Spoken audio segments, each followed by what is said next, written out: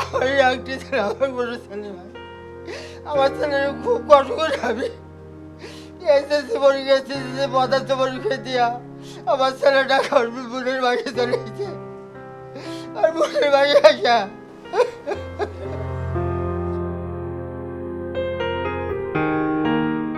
ছেলে হত্যার বিচার চাইতে এসে হাউমাউ করে কাঁদলেন বাবা। খুলনা থেকে ঢাকায় বেড়াতে এসে ঘরে বসে থাকেননি একাদশ শ্রেণীর ছাত্র সাব্বির সাকিব। অন্যদের সঙ্গে উত্তরায় আন্দোলনে অংশ নেয় সে। 19 জুলাই উত্তরা 7 নম্বর সেক্টরে পুলিশের গুলিতে নিহত হয় সাব্বির।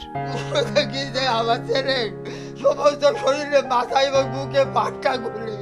সাব্বিরের বাবা জানান, ছেলের লাশ নিয়ে গ্রামের বাড়ি ফেরার পথেও হামলা চালায় ছাত্রলীগ যুবলীগ।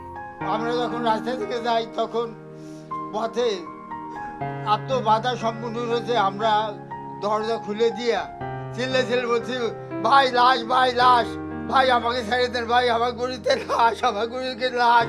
সাইদাবাদের পার হয়ে এমনি আমাদের গাড়িটা একদম ভাঙ্গিয়া আওয়ামী লীগ, ছাত্রলীগ, কৃষক লীগ এরা সবাই আমাকে অ্যাম্বুলেন্সে একদম ভাঙ্গে ফেলাই দেয়।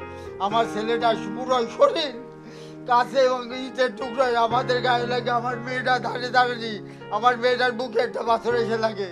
এমনকি লাশ বাসায় নেওয়ার পরও দ্রুত দাফন করতে বাধ্য করে পুলিশ। চারদিক পুলিশ আর পুলিশ, তারা বলতেছে যে লাশ এখনই দাফন করতে হবে, যদি আপনারা লাশ না দাফন করেন তাহলে আমরা এই লাশ নিয়ে যাবো।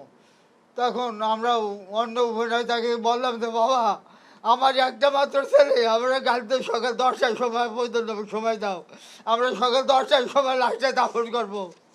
আমাদের কোনো কথা শুনলো না। সে আমাদের 3টার সময় লাশ নিয়েছি, 40 মিনিট টাইম দিয়েছে, 40 মিনিটের ভিতর আমরা লাশটা দাফন করতে বাধ্য হয়েছি। আন্দোলন আমাদের লাশ নিয়ে যায়। মঙ্গলবার এই ঘটনায় আন্তর্জাতিক অপরাধ ট্রাইব্যুনালে এসে প্রসিকিউশনের কাছে অভিযোগ জমা দেন তারা। আসামি করা হয় শেখ হাসিনা, ওবায়দুল কাদের, আসাদুজ্জামান খান কামাল সহ জড়িতদের। এ নিয়ে ট্রাইব্যুনালে অভিযোগ জমা পড়ল 23টি। আমরা সরকারের কাছে দাবি জানিয়েছি বা আহ্বান জানিয়েছি যে খুব দ্রুততম সময়ের মধ্যে এই ট্রাইব্যুনাল গঠন হওয়া প্রয়োজন।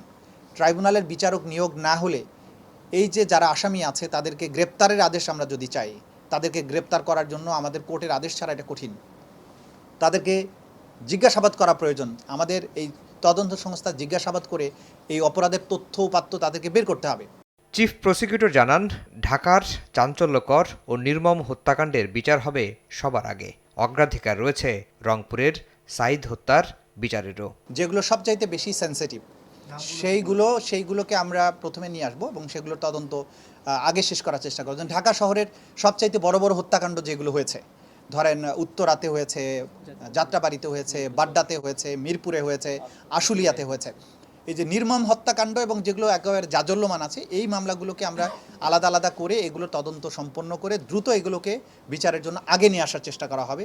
এর বাইরে যেমন আলোচিত হচ্ছে রংপুরের আবু সাঈদ, সেটা ঢাকার বাইরে, সেটাও আমরা প্রায়োরিটি বেসিসে চেষ্টা করব। তাজুল ইসলাম বলেন, বিচার এমনভাবে করা হবে যেন এ নিয়ে দেশে বিদেশে কোনো প্রশ্ন তোলার সুযোগ না থাকে। এই বিচারটা যাতে কোনো রকম ত্রুটিপূর্ণ না হয়, কোনো সমালোচনার সুযোগ না থাকে।